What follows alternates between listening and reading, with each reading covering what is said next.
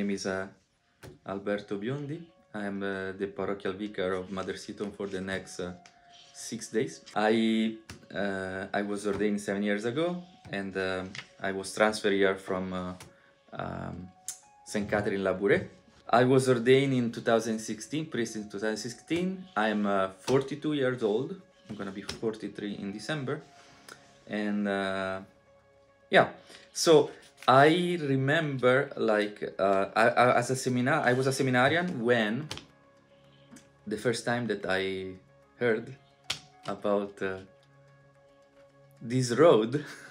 Like, I came here and they told me, I came here as a seminarian to visit, and they told me that the parish is in Father Hurley Boulevard. I said, what do you mean Father Hurley Boulevard? And Father Hurley Boulevard is named after a priest. And that for me was like, what? They name a road after a priest? Like, they would never do that in Italy. And they, yes, they dedicated a road after Father Hurley. And I said, but why did they do that? And they said, because Father Hurley was instrumental to not just to organize the parish, but to organize, they told me, to establish a community, the community of Germantown. So even the structure of the community in Germantown. So, and so when the church came around, they said that this is exactly what they wanted to do. They wanted to give him this memento of gratitude for all the job that he had done. And so I said, okay, fantastic, that's very cool. And so, but then I never expected to actually to meet him. And so this happened. So it was my last, no, my second to the last year in the seminary. So probably was around 2014, and that I was assigned as for one of the classes. One of the classes called Basic Supervised Ministry, and it's a class in practically you go to visit people at the nursing home, patient, and you stay with them, you talk with them, you announce to them the love of God. And so, and they assigned me to Carroll Manor. So it's a nursing home and the hospital there at Providence. And so I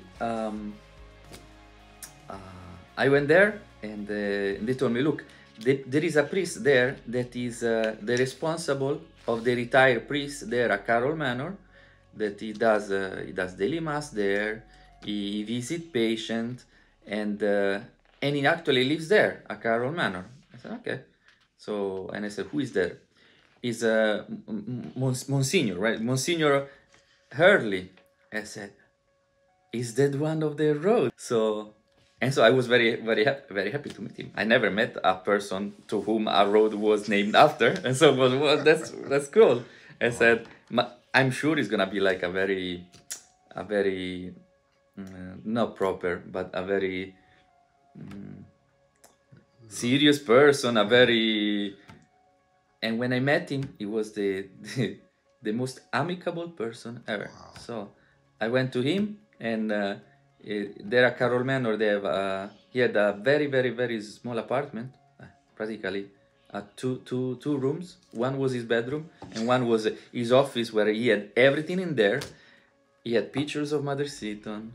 He had pictures with his old parishioners, and he was surrounded by pictures. And that tells a lot the kind of person that he was. He cherished every relationship that he had. That is one thing that really touched me. I did not even know that I was going to end up in this parish, but I was very curious to know about his life, and he was telling me his life through his pictures, and it would be interesting to know what happened to all this. I don't know if he still has family, or maybe they have something there at Carroll Manor, so it would be very interesting to go check it out. It goes straight to the essence. Like it seems that when he talks to you, it's just a chit chat, but he knows exactly what to ask you.